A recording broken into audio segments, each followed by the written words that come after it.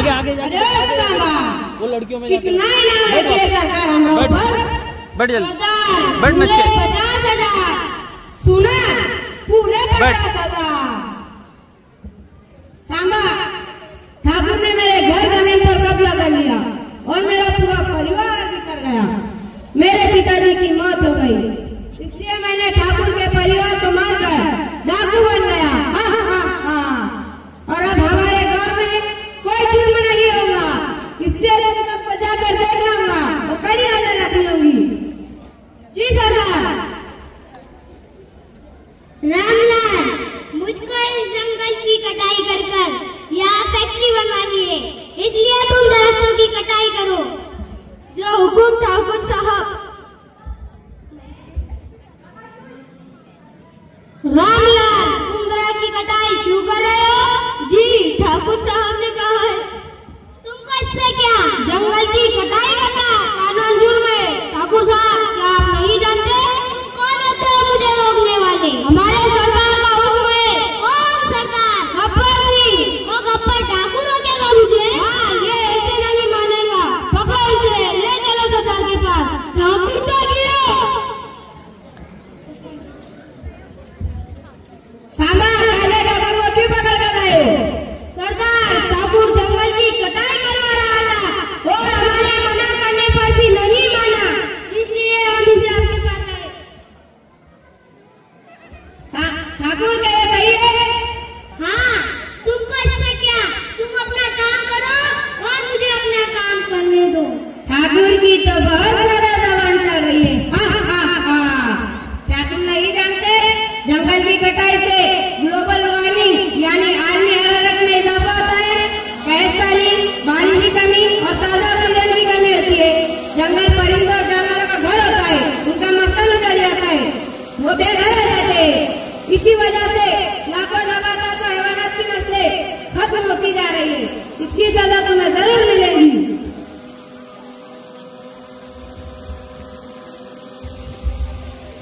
ये हाथ हमको दे ठाकुर, ये हाथ हमको दे ठाकुर, ये हाथ हमको दे ठाकुर।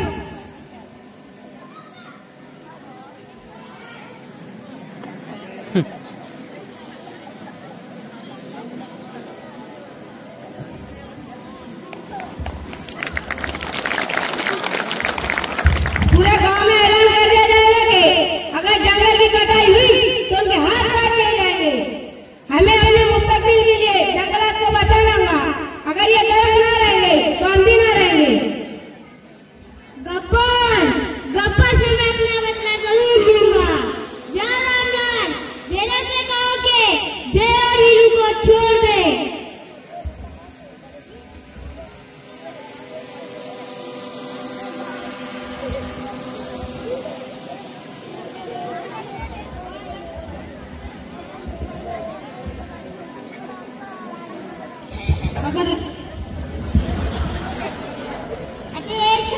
हम खानदानी अंग्रेजों के जमाने के जेलर हैं।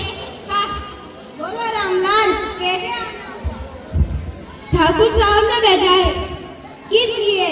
जय और वीरू को जेल से छुड़वाने के लिए और लकड़ियों की ट्रक पार कराने के लिए।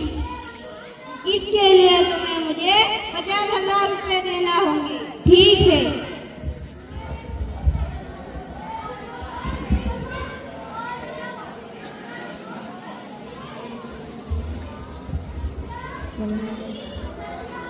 हवलदार जाओ, हवलदार जाओ, जय और वीरू को छोड़ दो। जेलर साहब, ये गलत बात है। ठाकुर ने अपने लिए रिश्वत भेजा है और आपने कबूल कर ली। तुम कौन होते हुए हमें समझाने वाले? रिश्वत देना और लेना जुर्म है, क्या आप नहीं जानते? जाओ, तुम अपना काम करो और मुझे अपना काम करने दो। ये ऐसे नहीं मानेगा। कालिया, पकड़ो इसे, ले चलो सरदार के पास।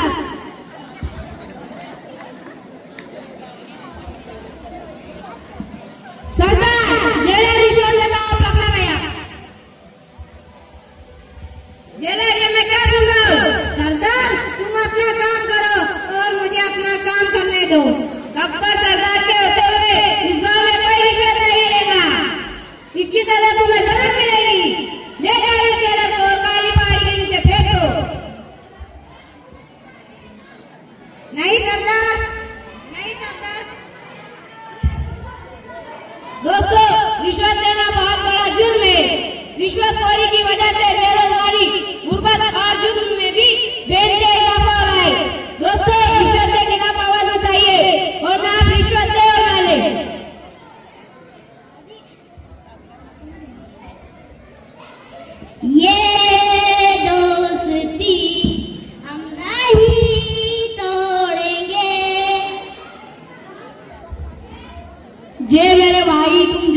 मौसी के पास मेरा रिश्ता बसंती के लिए लेकर। तुम्हारे सिवा मेरा इस दुनिया में कौन है? ठीक है मेरे भाई।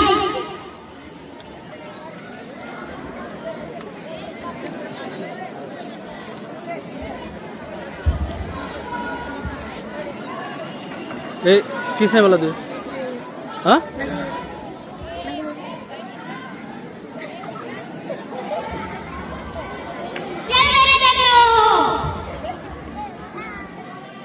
यूँ तो मुझे फजूल बात करने की आदत नहीं है, लेकिन तुम्हारी बातों की वजह से अगर मुझे देर हो गई तो मौसी चिल्लाएंगी और कहेंगी कि बसंती कहाँ मर गई।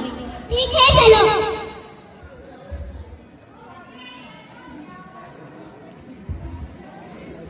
अरे वाह, आ गई मेरी बसंती। मौसी, अपने दोस्त वीरू का रिश्ता बसंती के लिए लाया हूँ। मेरा दोस्त बहुत ही काबिल इंसान है।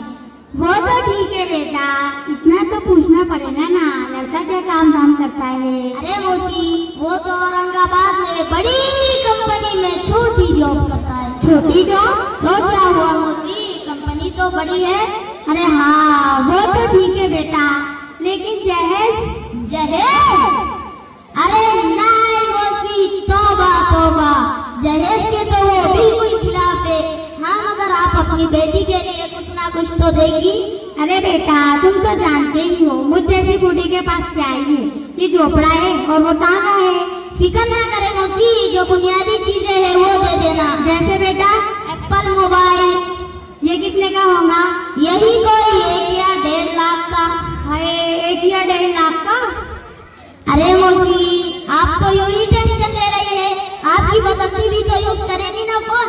और बस एक गाड़ी KTM। ये कितने की होगी? यही कोई 3 या 4 लाख की। हाय, 3 या 4 लाख की? अरे मौसी, औरंगाबाद में लड़का रहेगा तो फ्लैट तो चाहिए होगा ना। आपकी बसंती भी रहेंगी उसमें। फ्लैट कितने का होगा? यही कोई 40 या 50 लाख का। हाय, 40 या 50 लाख? अरे उठिए मौसी, और जेवर तो आप दे ही देगी अपनी बेटी को। अभी जेवर बाकी है। अरे मौसी, जेवर वीरू थोड़ी पहनेगा, आपकी बसंती तो पहनकर घूमेगी, और शादी में 4 लोग जेवर और कपड़े ही तो देखते हैं। नहीं बेटा, ये रिश्ता मुझे मंजूर नहीं है। मेरे पास इतने पैसे नहीं है कि मैं जहेज दे सकूं और शादी कर सकूं। ठीक है मौसी, वीरू के लिए कोई रिश्तों की कमी थोड़ी है।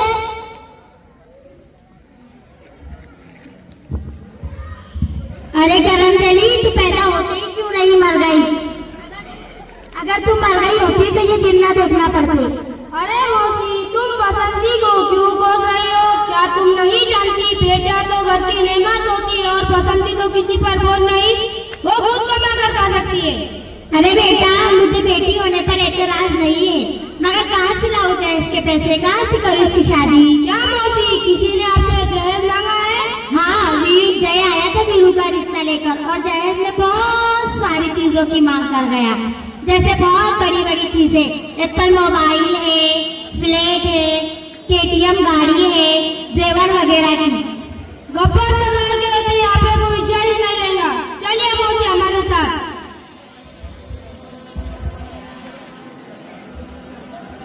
सरदार, मौसी आपके पास फरियाद लेकर आई है। वो वीरू मौसी से जहेज मांग रहा था। जहेज? लाख रुपया।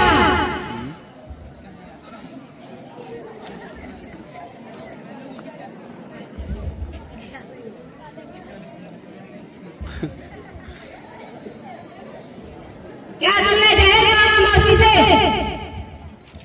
नहीं सरदार। सामने से खड़े रहो। फिर मौसी कैसे कह रही है? सरदार, इतना लेन देन तो चलता है। गब्बर गया तो इस गांव में कोई जहेज नहीं देगा। जहेज एक ऐसी लालच है, इसकी वजह से लाखों लड़कियों की जान जा रही है, तो कहीं इसे जलाया जा रहा है, तो कहीं लड़कियां खुदकुशी करके अपनी जान दे रही है। इस रस्म को समाज से मिटाना होगा। पूरे गांव में ऐलान कर दिया जाएगा कि जय वीरू को कोई लड़की ना दे, इनकी यही सजा है। बसंती, तमामी वाले